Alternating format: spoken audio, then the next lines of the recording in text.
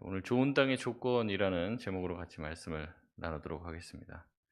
벌써 3월이 됐습니다. 3월의 첫날입니다.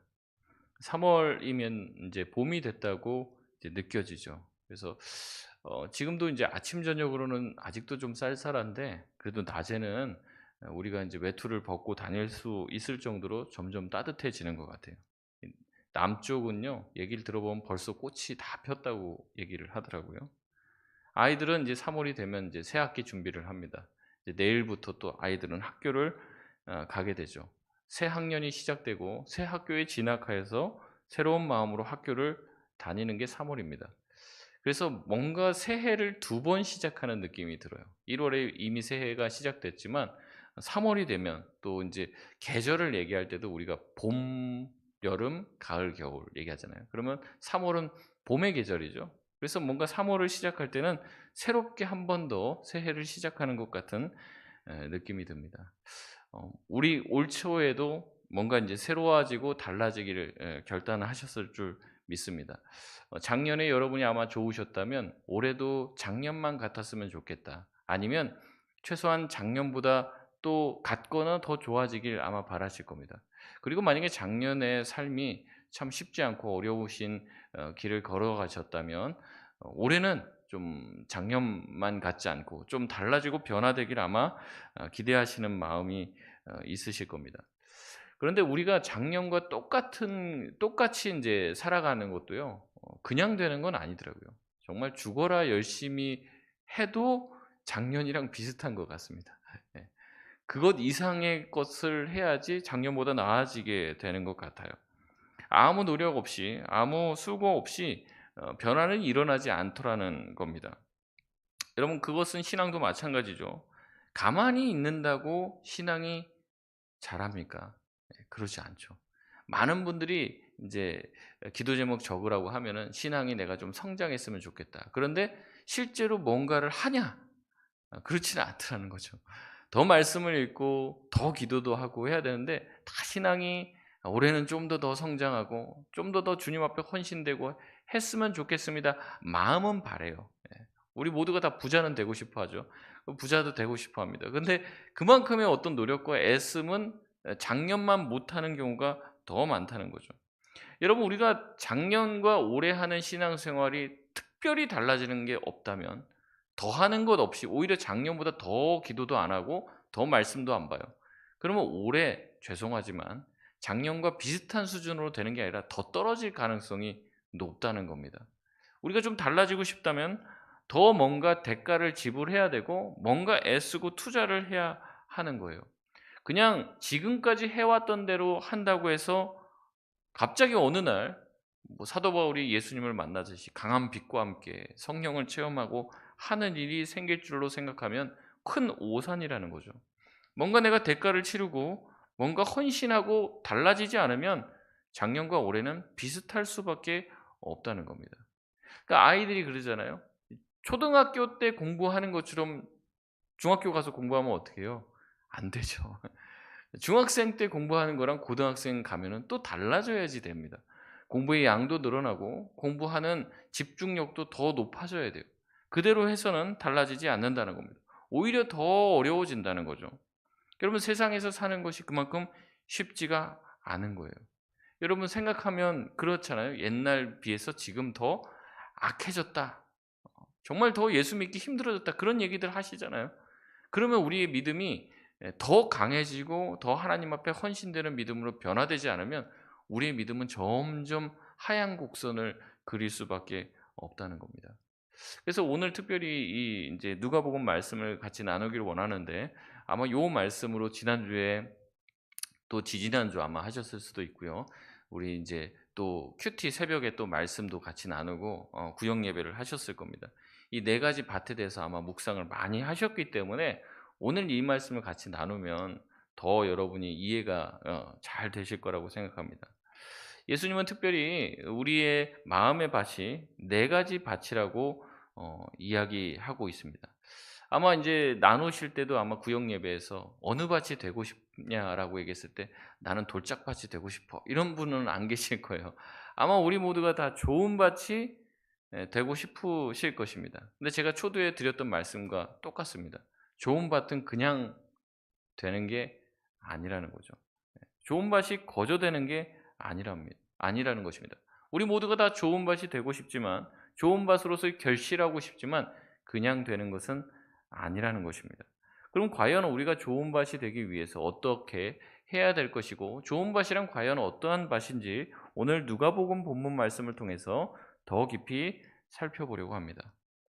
오늘 본문 말씀은요, 예수님이 씨 뿌린 이 밭에 대한 비유를 해석해 주는 장면입니다.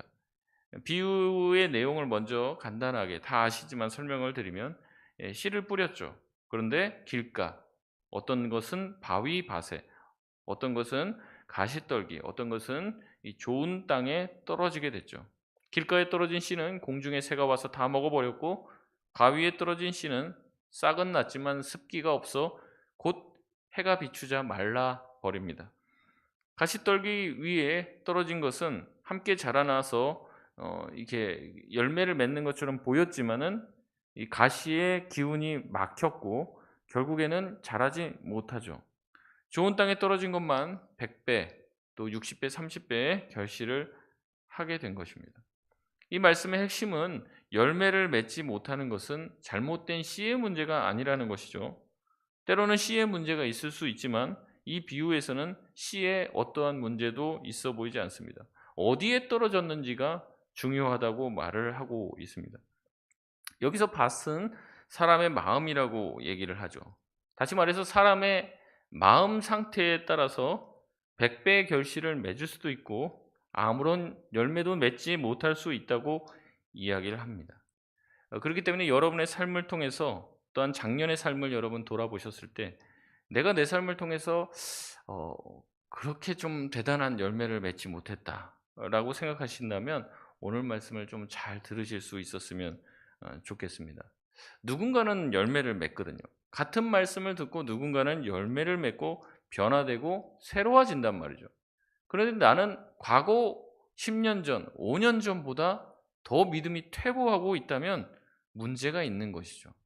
어린아이가 자라면서 성장하듯이 우리의 신앙은 육체와 같지 않습니다. 우리의 신앙은 날로 날로 더 깊어져야 되고 더 성숙해져야 하는 것이죠. 그러나 오히려 퇴보하고 있다면 문제가 있다는 겁니다. 오늘 이 네 가지 밭에 대해서는 다양한 해석들이 있어요. 하지만 우리가 그런 해석들을 참고할 필요는 없다고 말씀했습니다. 왜냐하면 예수님이 이 비유에 대한 해석과 설명을 다 해주시기 때문에 그 예수님의 해석을 집중해서 볼 필요가 있다고 얘기하죠. 먼저 11절을 보면 씨는 무엇이라고 얘기합니까? 씨는 하나님의 말씀이죠. 말씀이 사람들의 마음에 뿌려집니다. 그 첫 번째 밭인 길가밭은 어떤 마음을 가진 사람입니까? 12절 말씀입니다. 같이 읽겠습니다. 길가에 있다는 것은 말씀을 들은 자니 이에 마귀가 가서 그들이 믿어 구원을 얻지 못하게 하려고 말씀을 그 마음에서 빼앗는 것이요. 아멘. 여러분 말씀을 듣긴 들었다는 거죠. 그런데 예수님은 영적인 얘기를 합니다. 마귀가 말씀을 빼앗아 간다는 거예요. 굉장히 충격적인 말입니다. 마귀가 예배 가운데 말씀이 들려지는 그 자리에서 어떻게 한다는 거예요? 역사한다는 거예요.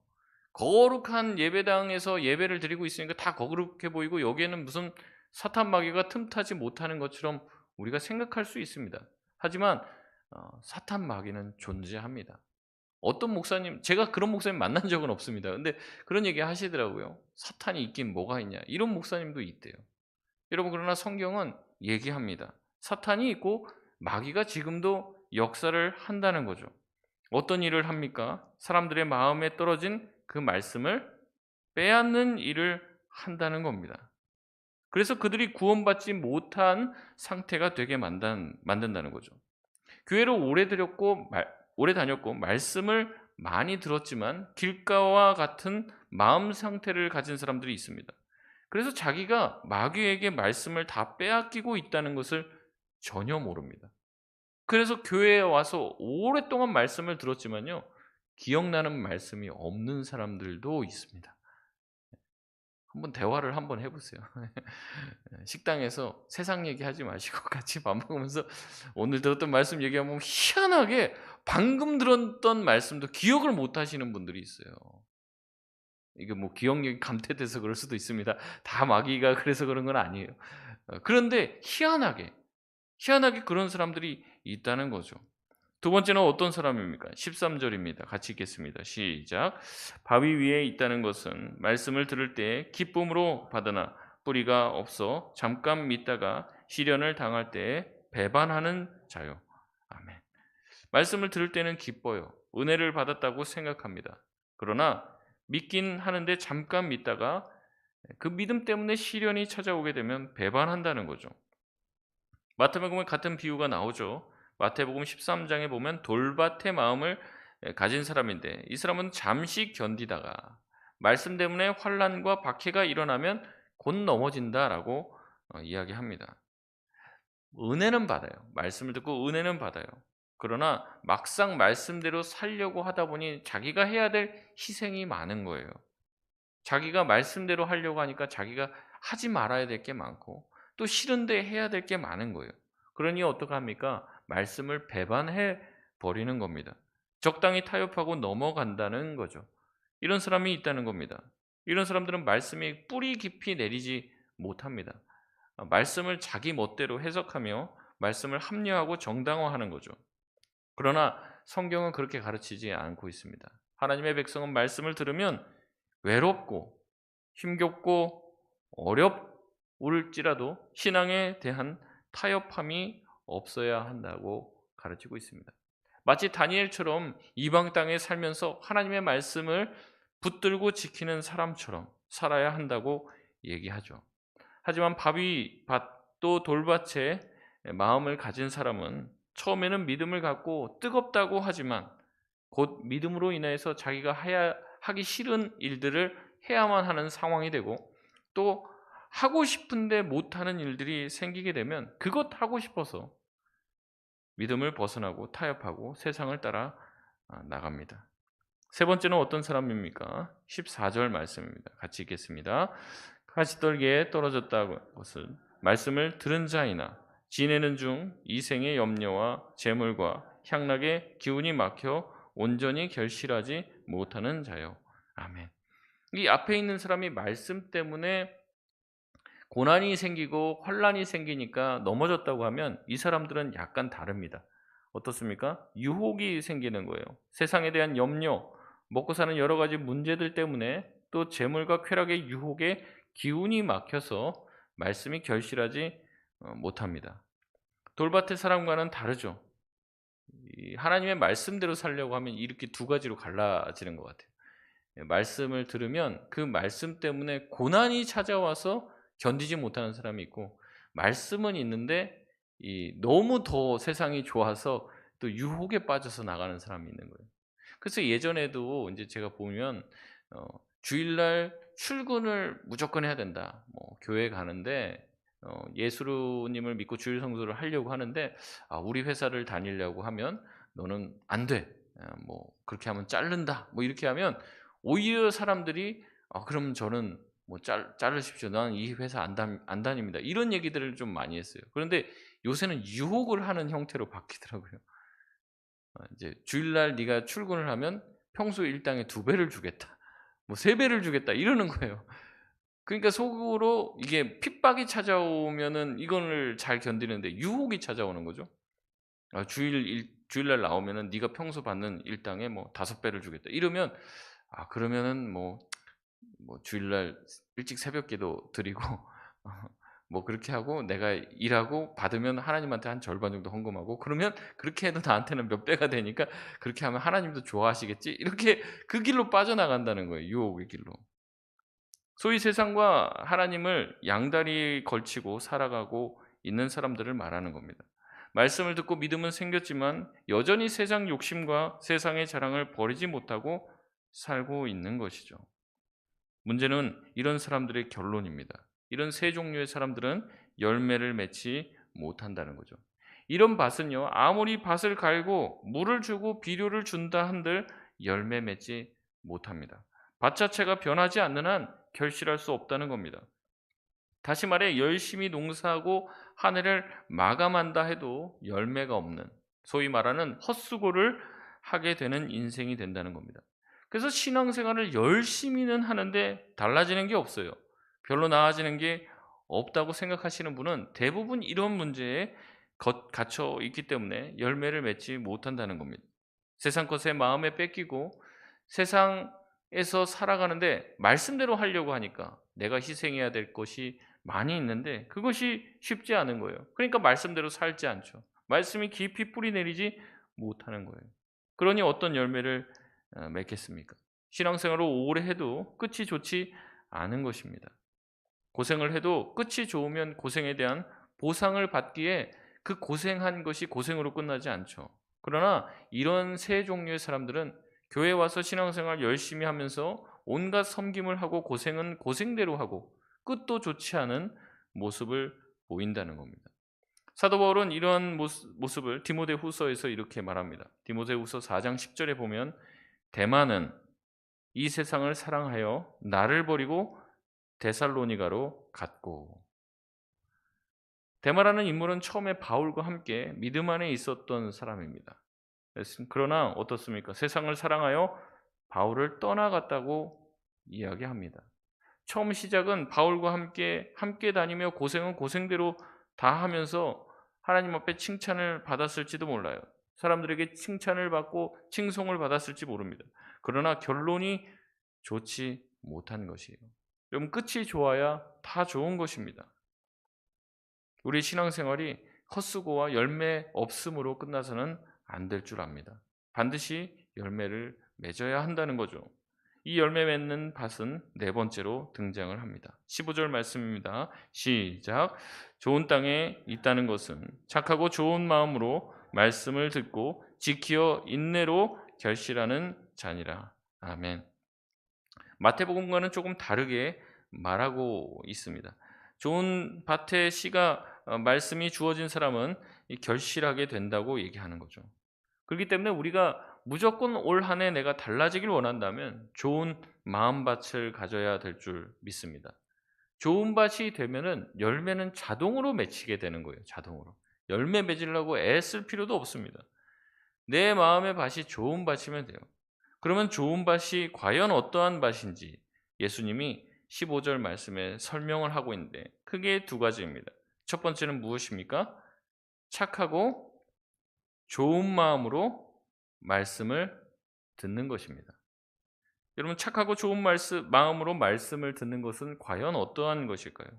쉽게 말하면 말씀에 대해서 긍정적인 마음을 가지고 있는 겁니다. 말씀 듣기를 좋아하는 것이에요. 여기서 착하다, 좋다라고 하는 표현은 이 헬라어 원어로 보면요, 둘 다 이제 착하다, 좋다, 좋은, 이게 다 비슷한 표현인데요, 좋고 좋다 이런 뜻입니다. 좋고 좋다. 말씀을 들을 때 거기에 대해서 이게 뭔가 걸거나 토를 달지 않고 말씀을 있는 그대로 기쁨으로 받기를 즐거워하는 사람이라는 거죠. 말씀을 들을 때 꼬인 심정으로 받거나 이제 새침하게 이제 목사님이 그렇게 말씀해도 나는 그렇게 안 할 거야라는 이 부정적인 마음과 부정적인 마음으로 보지 않는다는 겁니다. 여러분, 그런 마음으로는 열매 맺기가 쉽지 않다는 거예요. 좋은 밭은 어떤 면이냐면요, 말씀을 들을 때 말씀을 환영합니다. 그 말씀이 때로는 내 마음을 아프게 하고 힘들게 할지라도 말씀에 대해서 항상 열린 마음을 가지고 있는 사람, 이런 사람은 열매 맺기 쉬운 것이죠. 여러분, 어떤 사람은 같은 말씀을 들었는데도 예수님을 믿고 예수님을 따릅니다. 예수님을 환영하고 예수님에게 붙어서 예수님의 말씀을 더 듣고 싶어하는 사람들이 성경에 나오죠. 근데 어떤 사람들은 어때요? 예수님 옆에서 딱 보고 있다가 뭐만 하면 어떻게 합니까?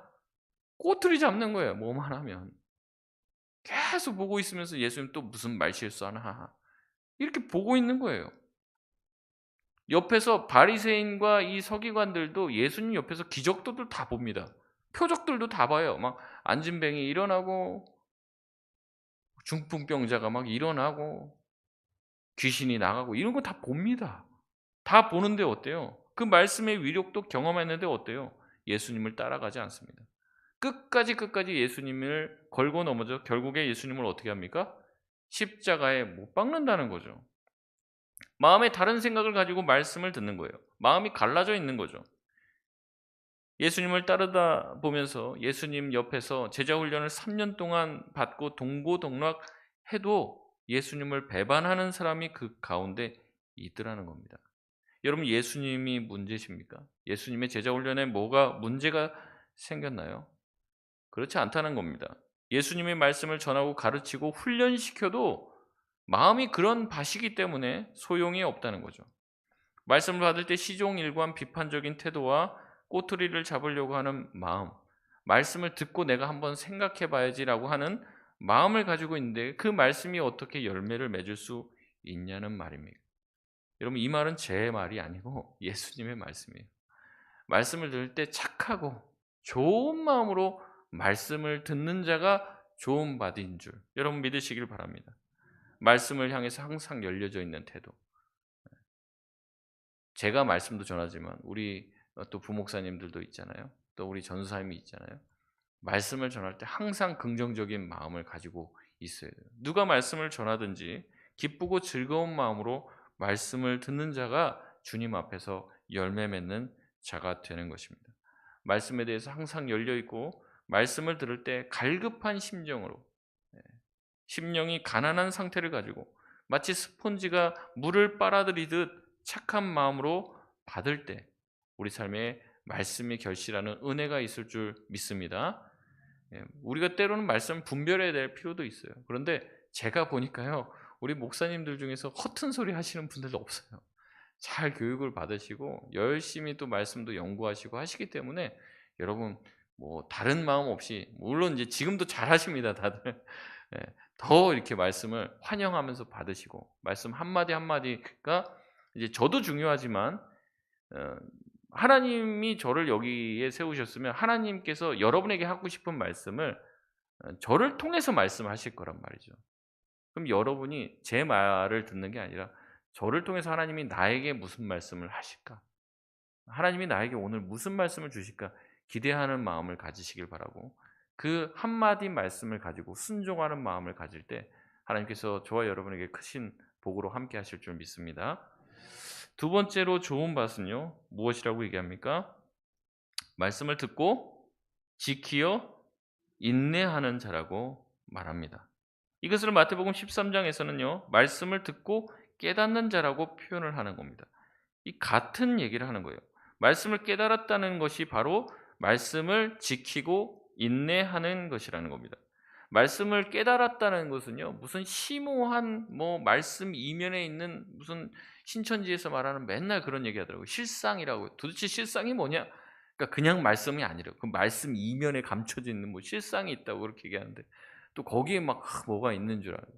근데 여러분, 그 초대교회 때부터 있던 그 영지주의 이단이 있는데, 그 영지주의 이단이 이런 겁니다. 뭔가 자기들만이 특별하게 영적인 지식을 가지고 있고 성경에 나와 있는 이 그대로가 아니라 이 뒤에 감춰져 있는 무슨 비밀이 있다고 계속 얘기를 하는 거예요. 그래서 내가 그거를 비밀을 알려준다, 이런 식으로 영해를 합니다. 여러분, 그런데 말씀을 깨달았다는 것은요, 이러한 방식이 아닙니다. 말씀을 깨달았다는 것은 뭐냐면 말씀이 들려졌을 때 이게 진리라는 것을 자기가 확신하게 되는 거예요. 이게 진리구나, 하나님이 나에게 하신 말씀이구나, 이것을 알고 어떻게 됩니까? 끝까지 지키는 거예요. 목이 칼이 들어와도 지키는 거예요. 그래서 끝까지 인내하는 겁니다. 이게 말씀을 깨닫는 거예요. 깨닫지 못하는 사람은요, 이 말씀에 대한 확신이 없으니까 그 말씀을 지킬 수가 없어요. 그 말씀을 깨닫고 체험했기 때문에 그 말씀을 목숨 걸고 지킬 수 있는 것이죠. 여러분, 순교자들이 다 말씀을 깨달은 사람들입니다. 목숨을 걸고 말씀을 지키는 겁니다. 목숨을 걸고 하나님께서 나에게 주신 그 말씀을 붙들고 사는 것이죠. 그 말씀이 우리에게 당부한 말씀이 하나님의 말씀이라는 것을 확신했기 때문에 그 말씀을 지키고 끝까지 인내하며 한 길을 간 것입니다. 말씀을 깨닫는 것은 나의 고집을 꺾는 것이에요. 하나님의 뜻이 내 삶에 이루어지도록 기대하고 바라고 붙드는 것입니다. 때로는 내가 그 말씀대로 하기 싫어요. 하지만 깨달았어요. 이게 나한테 하나님이 하시는 말씀이구나. 용서해라, 사랑해라, 품어라, 참아라. 이게 하나님이 나에게 하시는 말씀이라는 것이 들려졌을 때 그 말씀을 지키려고 애쓰고 끝까지 인내한다는 거죠. 그래서 그 길을 가는 겁니다. 사랑할 수 없는 사람을 사랑하고 용서할 수 없는 사람을 용서하고 품을 수 없는 사람에게 사랑을 베풀고 긍휼과 자비를 베푸는 것. 여러분 그 길이 말씀을 깨닫는 길인 줄 여러분 믿으시길 바랍니다. 유진 피터스는요. 한길 가는 순례자라는 책에서 변화는 무엇이냐?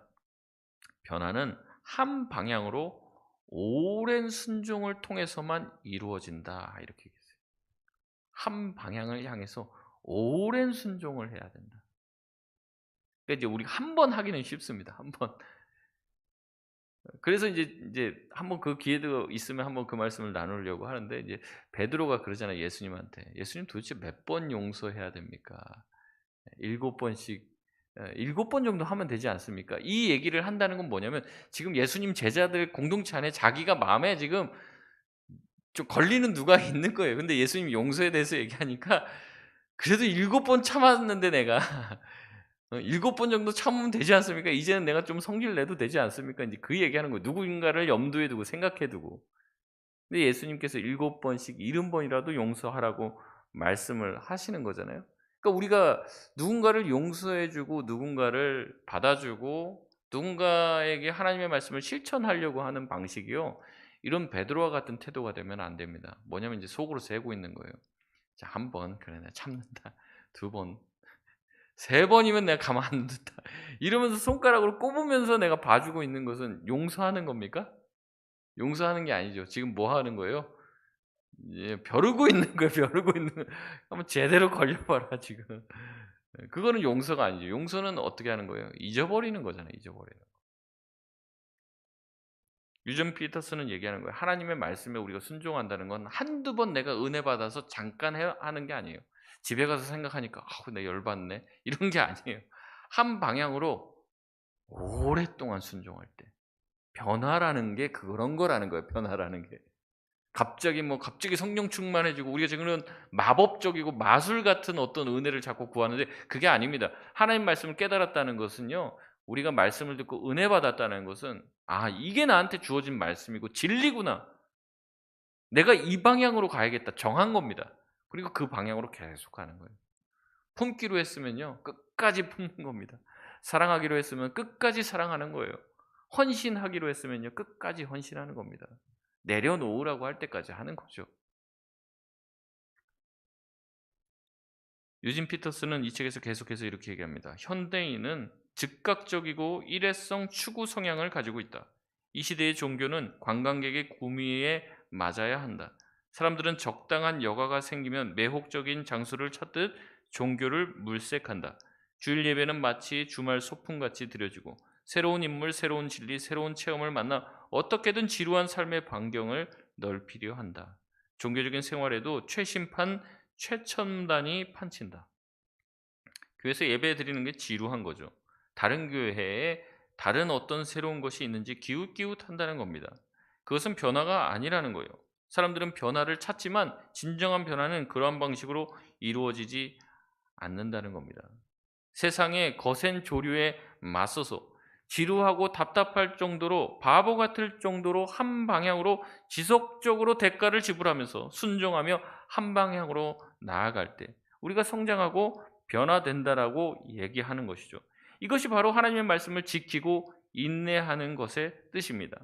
신앙은 한때의 감정적인 기쁨으로 춤추고 노래하고 박수치고 축제를 벌이는 것이 아닙니다. 기쁨으로 말씀을 받아도 거기서 끝나는 사람이 있다고 말씀하지 않습니까? 여러분 열매 맺는 것은요. 특별히 예수님이 농부의 비유, 농사의 비유로 이 열매 맺음을 얘기한다는 것은 무엇입니까? 농사는 쉽게 되는 게 아니에요. 시간이 걸려요. 저도 농사를 짓지는 않았지만 집에서 뭐 식물 키우려고 하면 자꾸 제가 죽이기만 하는데 이게 식물 키우는 게 보통 일이 아닌 거죠. 농사를 짓는 것은 오랜 시간 잘 가꾸고 돌봐야 되고 하루라도 어때요? 내가 눈길을 떼고 게으르게 하면 다 죽잖아요. 농사를 짓는 게 그만큼 어려운 거예요. 좋은 열매를 맺는다는 건 쉽지 않습니다. 반드시 인내로 지키는 과정이 필요한 것이 열매 맺는 과정이라는 거죠. 하고 싶지 않은 것들을 해내고 힘들어도 어려운 현실을 참고 인내해내는 과정들을 통해서 우리는 열매를 맺게 되는 것입니다. 예수 그리스도께서 우리를 향한 사랑이 바로 그런 것입니다. 예수님의 십자가의 사랑과 헌신을 통해서 우리라는 열매가 맺어지게 된 것이죠. 여러분들의 희생과 삶에서 헌신을 통해서 여러분의 자녀가 지금 이렇게 살아서 때로는 여러분의 마음을 아프게 하지만 그 자녀가 그 자녀로 열매 맺게 되어지는 거죠. 열매 없던 우리의 삶의 변화와 열매 맺음이 일어나려면 이처럼 지키고 인내하는 대가 지불이 반드시 필요하다는 겁니다. 우리가 은혜를 받았다면 이러한 결단을 할 수 있어야 하는 거죠. 여러분, 그렇기 때문에 우리는 어떻습니까? 인내의 모범이 되신 예수 그리스도를 바라봐야 할 줄 믿습니다. 본해포 목사님은요, 제자도의 대가라는 책에서 그리스도의 희생을 아는 만큼 우리는 변화될 수 있다라고 얘기합니다. 그리스도의 희생을 묵상하고 예수님이 나를 위해 어떠한 희생을 치르셨는지 알면 알수록 우리도 예수님을 닮아가고 예수님처럼 인내할 수 있다는 것이죠. 칼빈주의 5대 교리가 있습니다. 다 모르셔도 됩니다. 이 중에 하나가 이 성도의 견인교리라고 제가 예전에 말씀을 드렸습니다. 성도가 구원을 받고 하나님을 믿으면, 예수를 믿으면 이 천국까지 견인차로 끌어준다라는 식으로 잘못 알고 있다고 제가 말씀드렸어요. 그런 견인이 아닙니다. 칼빈주의 오래 교리의 이 성도의 견인교리는 무엇이냐면, 주님이 우리를 천국 갈 때까지 우리가 가진 믿음으로 끝까지 세상의 유혹과 핍박을 견디고 인내할 수 있는, 그래서 견인입니다. 견디고 인내할 수 있는 힘을 우리에게 주셔서 천국 문 안으로 들어가게 해 주신다는 겁니다. 거기 들어갈 때까지는 우리가 견뎌야 될 게 있어요. 인내해야 될 것이 있다는 것입니다. 올해가 작년과 다르길 원한다면 이 견인의 은혜를 구해야 할 줄 믿습니다. 주님의 십자가를 바라보고 주님이 우리에게 주신 말씀을 우리가 잘 지키고 인내하고 결실하게 하여 주옵소서. 말씀을 들을 때 그 말씀을 판단하고 재단하는 것이 아니라 말씀을 있는 그대로 잘 받아들이고 환영하고 그 말씀이 내 영혼에 새겨지고 그 말씀을 붙들고 견디고 인내해야 할 때 우리 삶이 변화되고 결실하게 될 줄 믿습니다. 말씀을 마치겠습니다.